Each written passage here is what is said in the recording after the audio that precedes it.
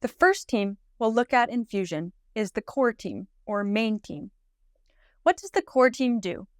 The core team's focus is to maintain and develop the long-term vision of Fusion. The core team makes sure everything is staying on track, including remembering that relationships are the number one priority. The core team also needs to make sure that there is good communication happening between the Fusion and the local church. They pray for students and actively find ways to engage in conversations with them, and they seek to help them develop their skills.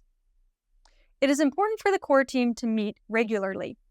At the beginning, once a week is recommended, but later on, once your Fusion is up and running, every other week or every 3 weeks is okay. For a new Fusion, the international requirement for the core team is 6 people. We strongly recommend that later on, there are always at least 4 people on the core team. What are some requirements for core team members? Core team members should be Christians who are following Jesus. They serve as the primary models for the Fusion students. If there are non-Christians on the core team, it becomes a big risk that the Fusion will drift away from its vision and from its values. The core team members should also be good models for young people, setting a good example and aligning with the local churches or denominations' code of ethics where applicable. The core team should also be members of the local church that Fusion is a part of, as part of Fusion's vision is to connect young people to the wider church community. We recommend that the majority of the core team members should be 18 and older who have finished high school or secondary education.